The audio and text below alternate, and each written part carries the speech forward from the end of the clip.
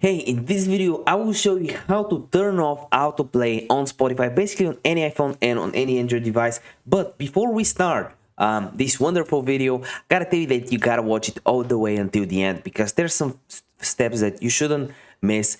And you can give the video a like for the YouTube algorithm. Each like helps out the channel a lot, gives us a few more views. You can subscribe if you're new. We just hit 13,300 subscribers, which is really cool. But the goal is to hit 100K by the end of the year, which is not really easy, but we want to do it. And also comment down below if you have any questions whatsoever around the video. I would love to help you out in those comments down below. And comment down below if you want us to cover a specific topic within the next week. We'll try to cover it after you post comment about it. So what you want to do is obviously go on Spotify. You can just use the Spotify app.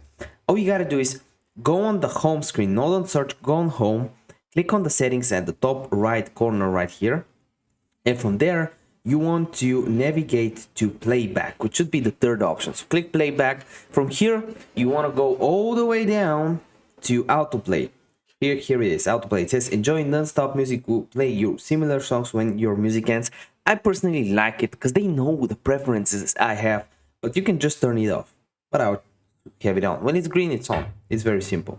So yeah, if the video helped you out, give me a like for the algorithm. As I said, it really helps out. And we're uploading hundreds of videos every single week for your value. So if you appreciate it, subscribing might mean the world. And if you're one of the committed people that watch the video all the way until the end, let me know in the comment section down below by typing in which country are you watching this from, because I'm curious where you guys and girls are from. See you next video. Bye.